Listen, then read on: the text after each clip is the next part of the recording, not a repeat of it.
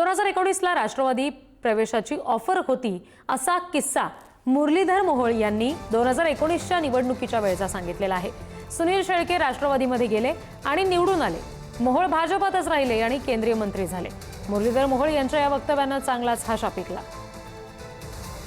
2019 ची विधानसभेची निवडणूक लागली आणि त्यावेळेला अण्णाही भाजपमध्ये होता, मी तर भाजपमध्येच होतो। आमचे बाळाभाऊ विद्यमान इथे आमदार होते, मंत्री होते।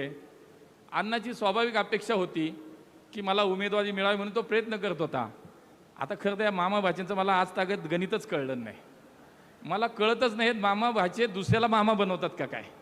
जसं त्याला कळलं अण्णांना की बाबा आपलं तिकीट होत नाही आणि त्यांनी राष्ट्रवादी काँग्रेस पार्टीमध्ये प्रवेश केला आणि त्याची उमेदवारी जाहीर झाली आणि त्याची उमेदवारी जाहीर झालेला पहिला फोन मला माहीत नाही त्यांनी मला केला की माझं तिकीट कट झालं तर मला राष्ट्रवादीने दिलं, तुझंही तिकीट कट झालंय, चंद्रकांत दादा आलेत, आता तू माझ्याबरोबर चल। मी म्हटलं बाबा मी दिल्या घरी सुखी आहे, तू जाऊ नकोस। तो मला नाही ना, आता मी परतीचे दोर कापले, हीच भाषा होती त्याची। परतीचे दोर मी कापले म्हणलं आता त्यानंतर तो तिकडे गेला, तो त्या पक्षात गेला, त्याचं भलं झालं। मी माझ्या पक्षात राहिलो, माझंही भलं झालं।